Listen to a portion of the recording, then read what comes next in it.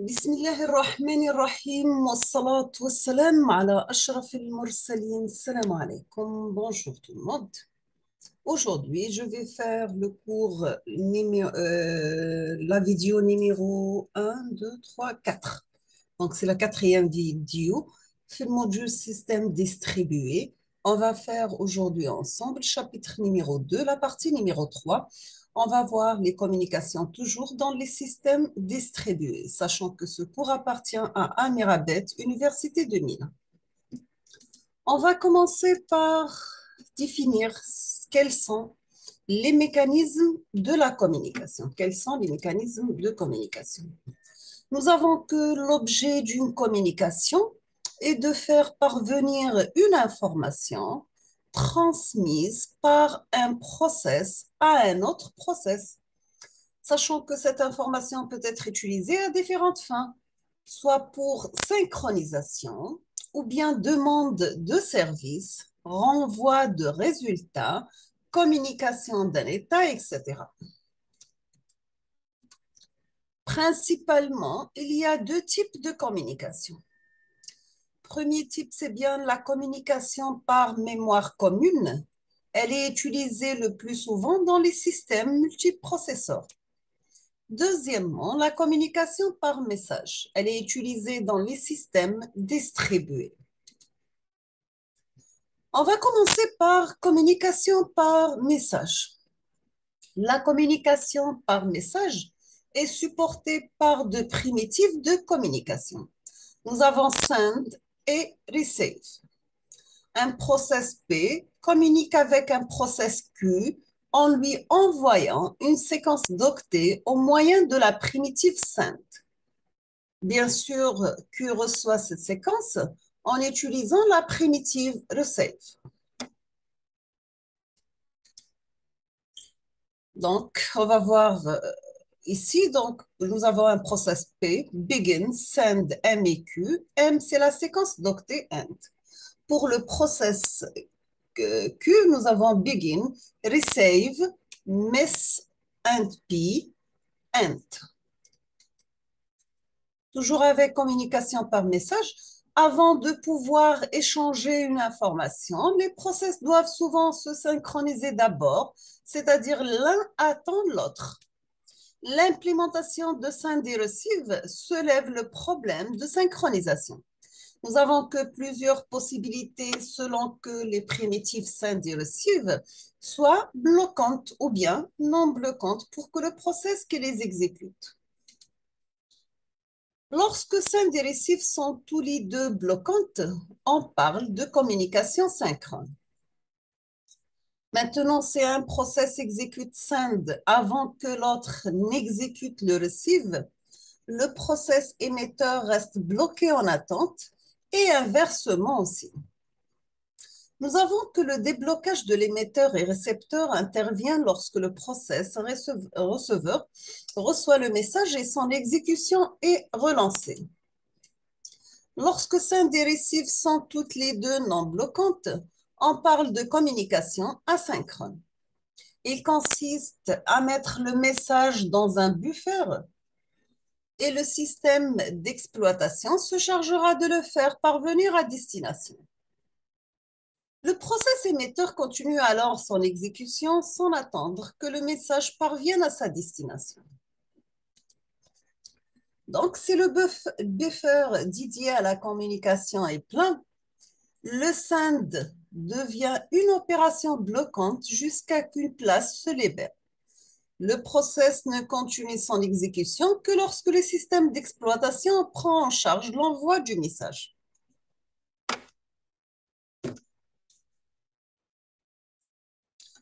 Le receveur continue son exécution après l'opération receive, qui consiste alors à spécifier seulement un buffer qui accueillera le message. Une fois le buffer rempli, le receveur sera informé par interruption.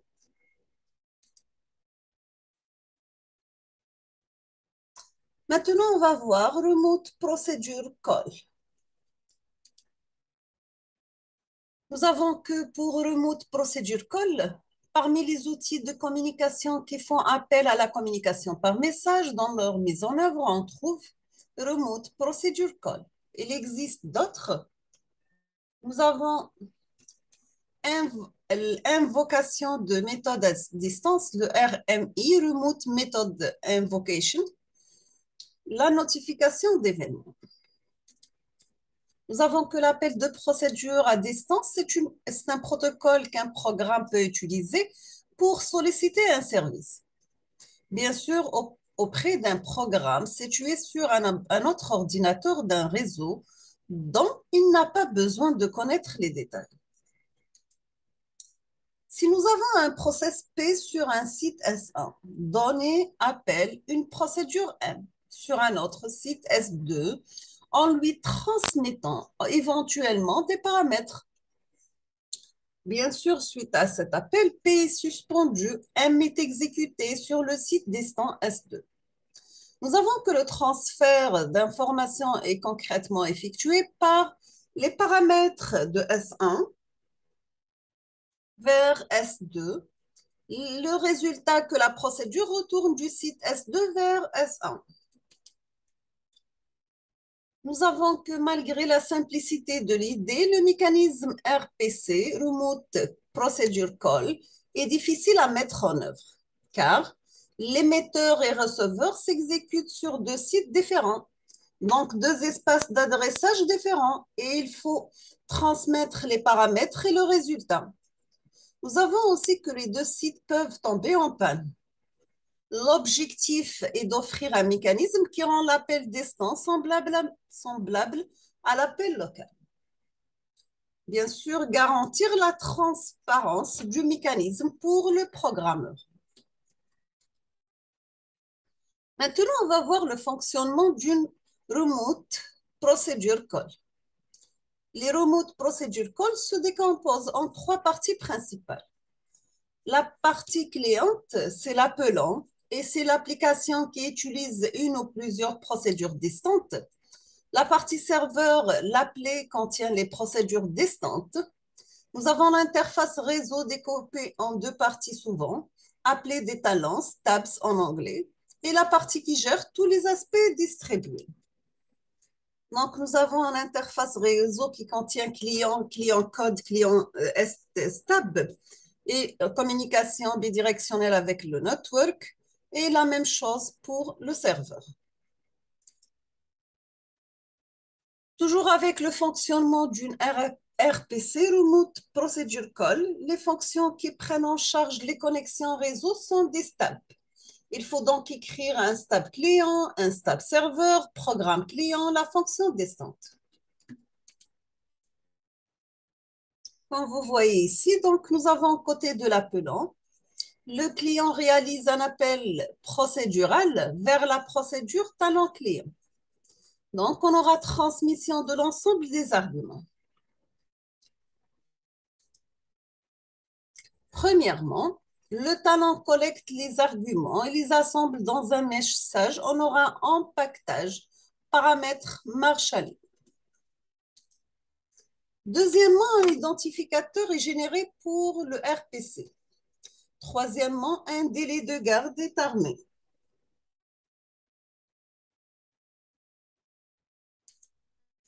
Quatrièmement, la détermination de l'adresse du serveur. Cinquièmement, le talent transmet les données au protocole de transfert pour émission sur le réseau. Donc, entre B et C, maintenant, nous avons que le protocole de transport délivre le message au service de RPC, talent serveur skeleton.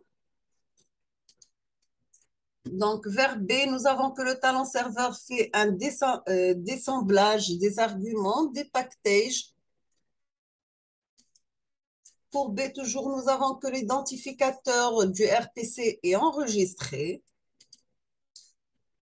Entre toujours B et C, nous avons ici que l'appel est ensuite transmis à la procédure distante qui exigeait pour être exécuté le point C.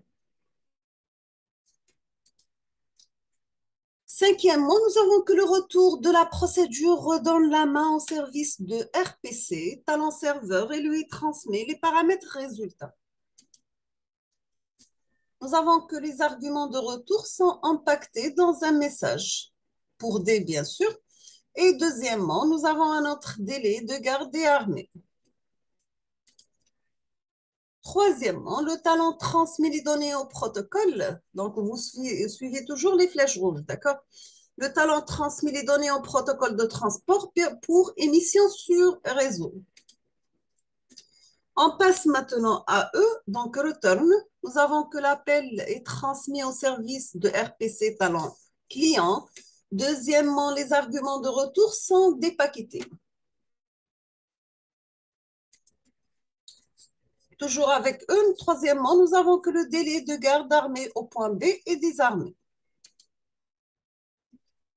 Pour eux, toujours, quatrièmement, nous avons que le message d'acquittement avec l'identificateur du RPC est envoyé au talent serveur. Le délai de garde armée au point D peut être désarmé. Donc, les résultats sont transmis à l'appelant lors du retour de procédure. Maintenant, on va voir toujours le fonctionnement d'une RPC côté talent client STAB et talent serveur skeleton.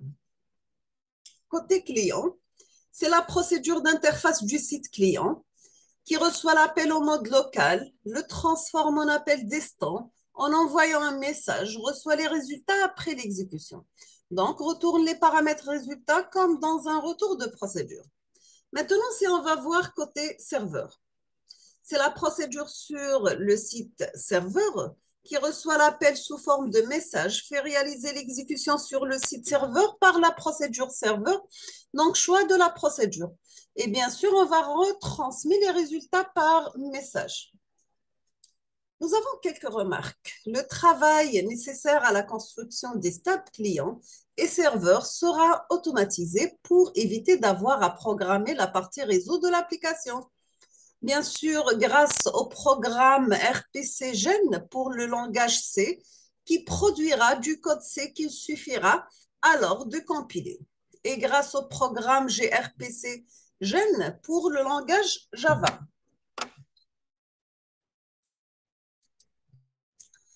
On passe maintenant au problème si nous avons panne côté serveur. Donc, c'est l'attente indéfinie par le client d'une réponse qui ne viendra peut-être jamais. L'utilisation d'un délai de garde, le client décide de la stratégie de reprise, abandon, réessayer le choix d'un autre serveur et le risque d'exécuter plusieurs fois la même procédure. Maintenant, si nous avons panne côté client, c'est le risque de réalisation de travaux inutiles, panne du client après émission de l'appel, gaspiller du temps CPU et bloquer les ressources. Bien sûr, c'est difficile de choisir un temps T.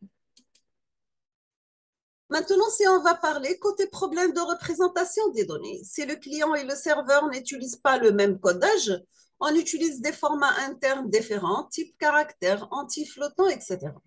La solution proposée, c'est faire une représentation externe commune, ce qu'on appelle le XDR-SAN. Maintenant, pour les problèmes de passage des paramètres, par valeur, pas de problème particulier. Par référence, utiliser une adresse mémoire centrale du site de l'appelant, aucun sens pour l'appeler. La solution, c'est bien interdiction totale. Deuxièmement, simulation en utilisant le mode copie, restauration. Toujours avec les problèmes de passage des paramètres, le mode copie-restauration, à l'appel, copie les valeurs de paramètres de l'appelant vers l'appelé. Retour, copier les nouvelles valeurs pour les paramètres de l'appelé vers l'appelant. Donc, avant V0, copier de l'état V0, traitement, restauration de l'état V1, après V1.